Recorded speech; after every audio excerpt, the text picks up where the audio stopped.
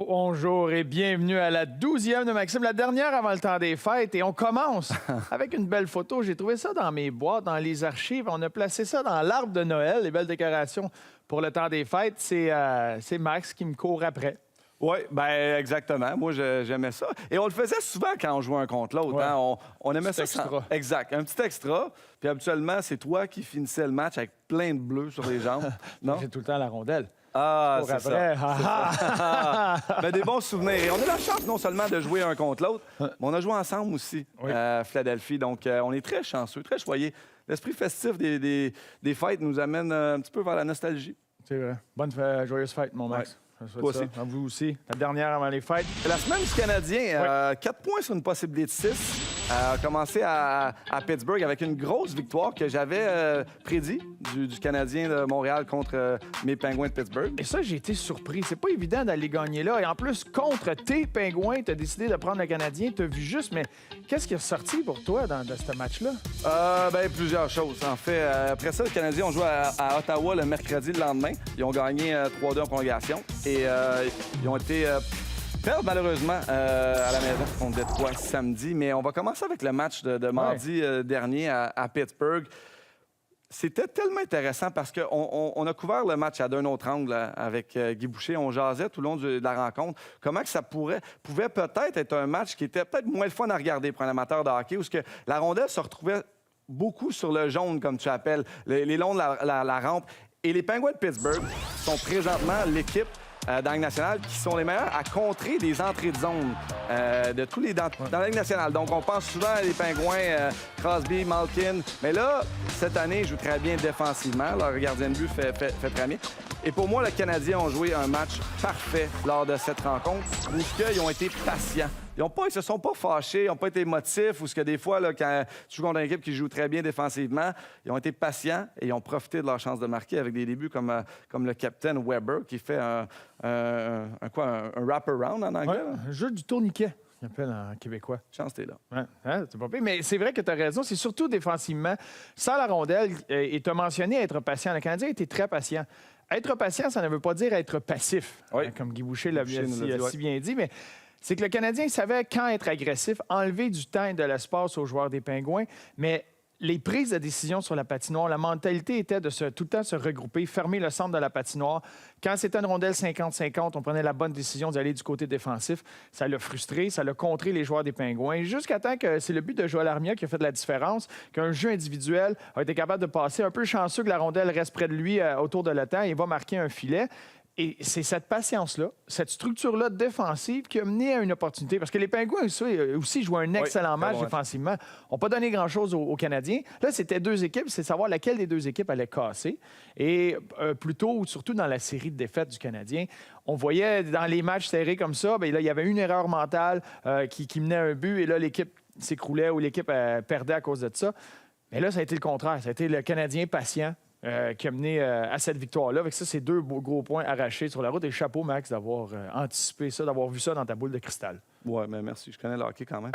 Et les joueurs du Canadien, ils l'ont dit. Hein, tout le monde écoute notre show. L'enregistre. Oui, Ils exact. l'écoutent avant les matchs ensemble, je pense. Oui, exactement. Surtout Nate. Segment Fleur de lys, où ce qu'on aime jaser de nos Québécois à travers la Ligue nationale. Et cette semaine, on veut jaser d'un gars qui a fait un petit peu démentir Tortorella à Columbus. Anthony Duclair, qui vit des beaux moments avec les Sénateurs d'Ottawa. On va de marquer un tour de chapeau contre son ancienne équipe. Un entraîneur qui l'a beaucoup challengé à son temps à Columbus. Mais Anthony Duclair a dit par après que c'est un des entraîneurs duquel il a appris le plus. Mais lui, c'est 8 buts dans ses 6 derniers matchs. Il est le premier buteur de la Ligue au mois de décembre. Il est en feu présentement. Il y a un joueur qui s'est rebondi un peu partout, différentes organisations, de trouver sa niche à Ottawa. C'est une bonne chose pour lui. Un autre joueur qu'on veut jaser, Anthony Beauvillier, un ancien Gaulois du Collège Antoine Giroir, comme Bruno et moi. Gars de Sorel, un gars qui a marqué le but gagnant samedi passé, 22 ans. Et moi, Anthony Beauvillier, j'ai eu la chance de patiner avec lui cet été. Il me fait penser, regardez-le patiner, ce jeune-là, il me fait penser à Sidney Crosby. Il a des grosses hanches, pas à toi, Bruno. À Sidney Crosby, la manière qui patine. C'est un joueur, on n'a pas fini d'entendre parler d'Anthony, été repêché en première ronde. Présentement, il y a 10 buts. 21 points en 31 parties. Et il fait très bien avec les Islanders qui ont une bonne saison. Bravo, Anthony. Un autre, je veux juste faire une mention, Guillaume Brisebois, qui a été rappelé par les Canucks de Vancouver. Un autre ancien Gaulois. On a un penchant ancien Gaulois cette semaine. Ancien Gaulois, ancien du Titan d'Acadie Batters, qui a été rappelé par les Canucks de Vancouver avec les blessures qu'il y a dans l'organisation. C'est sa chance. Il a été rappelé un peu l'année dernière. Il a joué quelques matchs. Donc, de revivre cette occasion-là, cette opportunité-là. Bonne chance à Guillaume Brisebois. Ça fait le tour pour ce qui est de la fleur de lys. Gros échange hier dans la Ligue nationale où Taylor Hall passe aux Coyotes de l'Arizona. Ça va faire du bien, je pense, aux Devils de New Jersey. Moi, j'aime beaucoup à l'addition par soustraction où, à un moment donné, c'était un poids dernièrement de savoir que Taylor Hall allait être échangé. On ne savait pas encore où. Donc là, juste, peu importe où ce qui avait été changé, moi, là, regarde, c'est fini cette histoire-là. Les Devils vont pouvoir se concentrer à jouer au hockey. Mais qu'est-ce que tu penses de l'échange en tant que tel, Bruno? Bien, j'aime l'échange pour... Il y a des points positifs pour les deux équipes. Je trouve que c'est quand même... c'est un prix cher payé par les Coyotes de l'Arizona parce que Taylor Hall n'a pas signé encore. Donc, présentement, c'est une location. Donc, il n'y a rien de garanti. C'est pas un gros risque parce que c'est pas les espoirs de premier plan de l'organisation de l'Arizona, mais c'est quand même 3 très bons espoirs qu'un des 3 peut bien virer. Et un choix de première ronde qui est protégé si c'est un choix dans le top 3, mais de la façon que les Coyotes jouent cette année, je pense pas que ce soit le cas. Et ensuite, un 3e choix qui peut devenir un choix de 2e ronde si les Coyotes de l'Arizona passent la première ronde ou si Taylor Hall re-signe. Et c'est si ces 2 conditions-là sont rencontrées, ça devient un choix de première ronde. Donc, ça pourrait être 2 choix de première ronde. Bien, c'est très clair, Bruno. Ouais. Et après la pause, on a la chance d'avoir un grand joueur, Jonathan Huberdeau, avec nous, qui a joué hier son 500e match.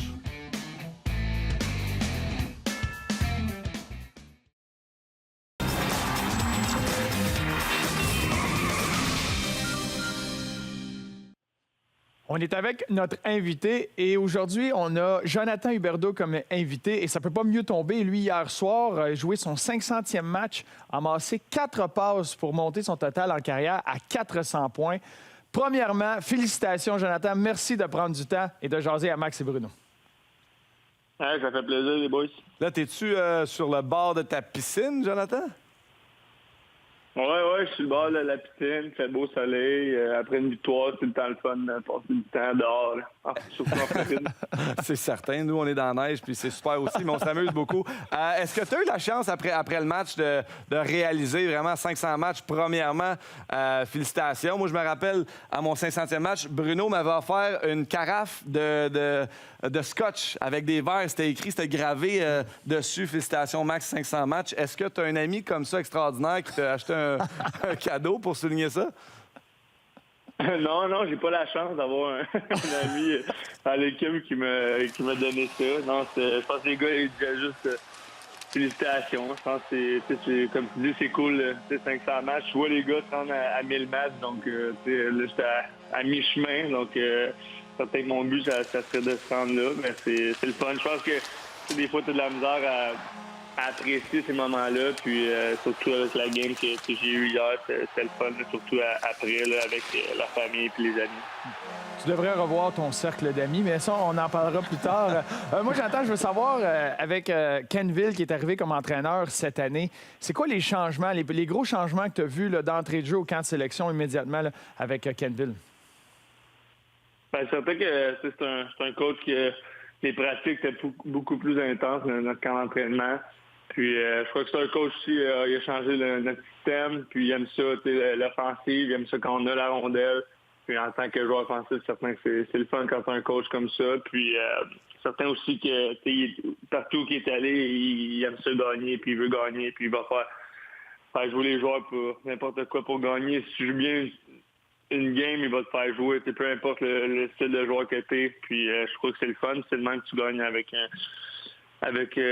équipe, puis c'est ce qui fait de lui un bon entraîneur. Cet été, Joe aussi, Dale Tallon a fait des moves des bons moves pour l'organisation. Il a été chercher Bob Roski, Conley Achiari, que j'ai joué avec Noël aussi, qui a hier marqué 3 buts grâce en partie à toi. Est-ce que ça vous a fait réaliser, OK, là, let's go, on y va, les Panthers, on est rendu là. Il faut commencer on a une chance de gagner cette année. Là.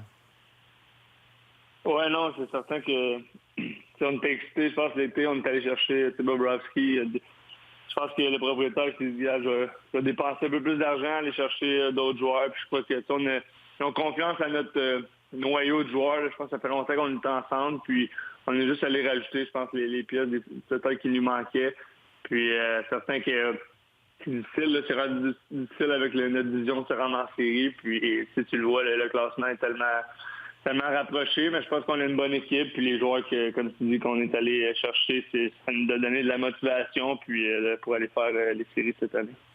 Tu as joué ton 500e match hier, mais moi, j'aimerais te ramener à ton premier match. Tu as dû attendre, tu as commencé la saison du lockout. Il y a juste une demi-saison dans la Ligue nationale.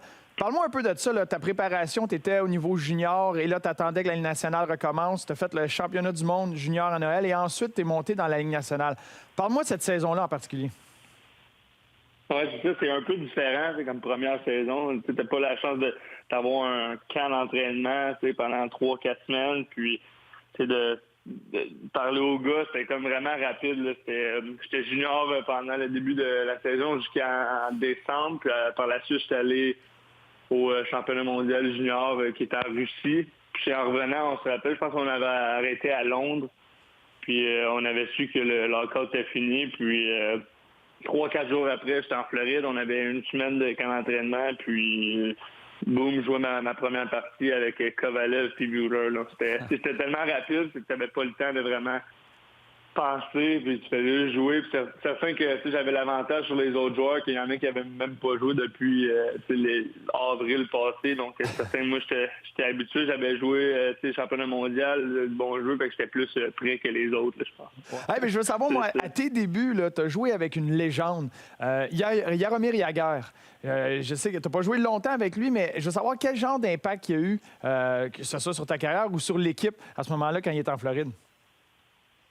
Un bon impact, là, juste du positif. Je crois que je savais pas à quoi m'attendre vraiment. Il est arrivé, puis il a joué avec moi Barca, puis il nous a vraiment donné de la confiance. Puis il nous disait comment on était des bons joueurs, puis il était tout le temps positif à chaque jour, puis même avec toute l'équipe. Puis on nous a vraiment bien aidés. Puis avec lui, on avait beaucoup la rondelle. Je pense que le temps de possession, c'était important. Puis lui, quand il jouait, il protégeait vraiment bien la rondelle. Puis, il pouvait avoir 2 joueurs sur lui, puis ça nous donnait du temps. Donc, je pense qu'il nous a vraiment appris à avoir confiance en nous, puis à garder la rondelle. Puis, tout le temps, je me rappelle souvent, il disait tout le temps, faut tout le temps faire deux mains sur ton hockey. Puis, quand il pratiquait, des fois, toute la pratique, il lâchait pas une main sur le hockey. Je trouvais ça drôle. Puis, il nous avait appris beaucoup de choses, puis il nous a fait rire aussi. Là. Ouais, ben ça, justement, Joe, je veux dire, c'est moi, j'ai eu la chance de jouer avec lui avant toi et c'est moi qui avais tout montré ça. Tout ce bagage-là, j'y avais tout montré et là, il a amené ça à toi. Fait que j'aimerais que tu me remercies. Mais sans farce, parle-moi un peu de tes années juniors. Tu as vraiment eu des années juniors extraordinaires. 2 Coupes du Président, un championnat de la Coupe Memorial. Ça t'a préparé nécessairement pour tes années dans la Ligue nationale? Oui, non, c'est certain. C'est comme j'ai eu un très bon parcours. J'étais plus ou moins chanceux avec les équipes que j'ai eues au côté junior. Là, on a eu des 50 victoires chaque année. Puis, non, c'est certain que l'entraîneur Gérard Galland aussi m'a beaucoup aidé. Je pense je remercie beaucoup de monde, mais j'ai eu des équipes gagnantes. Puis, la Coupe Memorial, j'ai eu des belles expériences là. Puis, j'ai pris avantage de ça. Puis, c'est là que ça m'a amené à être un meilleur joueur pour la Ligue nationale. Tu as mentionné Gérard Galland. J'ai eu la chance de l'avoir comme assistant-entraîneur avec les Islanders de New York. Toi, tu l'as eu comme entraîneur au niveau junior et comme entraîneur au niveau de la Ligue nationale. Est-ce qu'il a changé comme type d'entraîneur et qu'est-ce qu'il t'a apporté, là, que ce soit au niveau junior ou au niveau professionnel, dans son approche?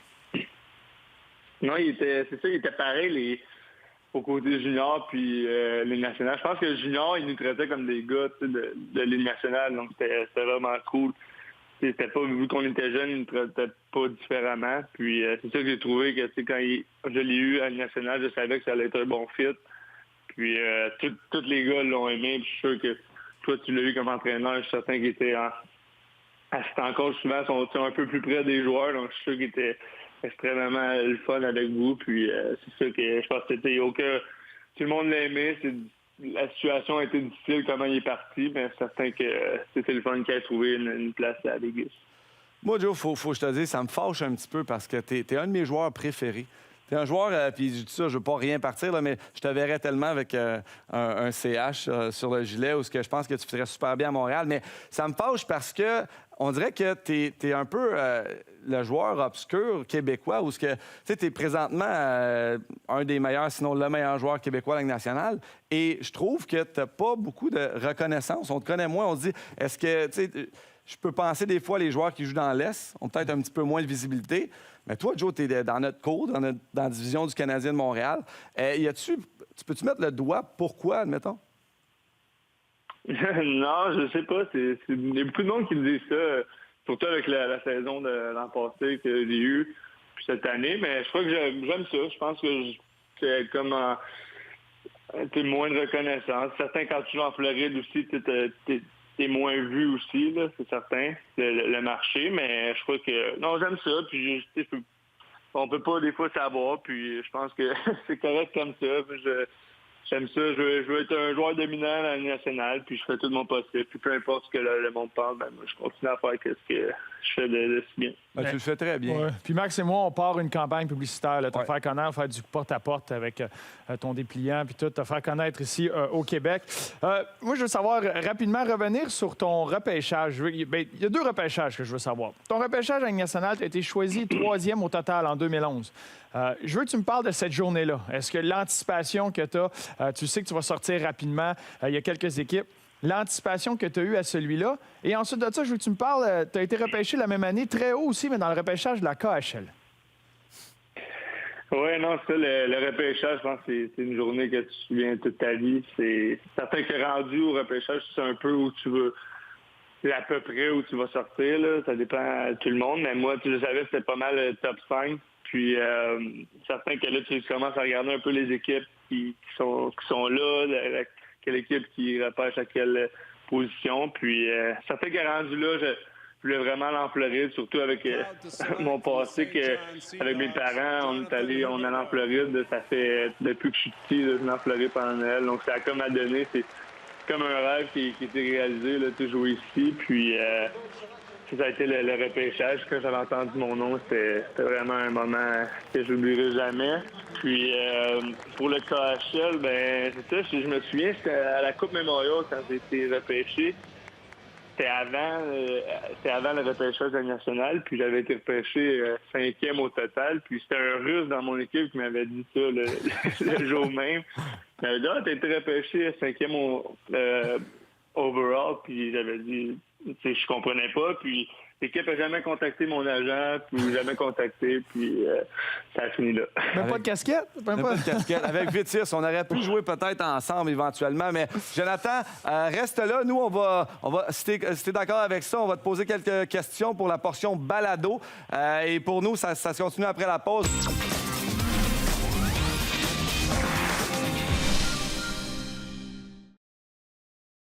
On est de retour et voici le pointage jusqu'à maintenant. C'est 15-13 pour toi, Max. J'ai fait une petite remontée il y a 2 semaines. Cette semaine, on était à égalité. On a été capable d'aller chercher chacun 2 points.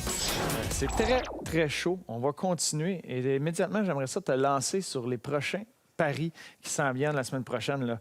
J'ai jeté exactement là où je voulais que tu sois. Une petite avance, tu te sens un peu confortable, je m'en viens. Je vais mieux être en tête, Bruno, mais merci. Pour les paris cette semaine, Oui. j'avais le premier choix. Donc, pour le match du Canadien de Montréal, j'ai dit que Winnipeg battra Montréal à Winnipeg, une arena qui est très difficile à jouer contre les Jets qui jouent du bon hockey aussi. Très bien. Toi? J'ai pris les Flames de Calgary qui, eux aussi, vont beaucoup mieux ces temps-ci. C'est pas évident. J'ai pris les Flames de Calgary contre le Canadien ce jeudi.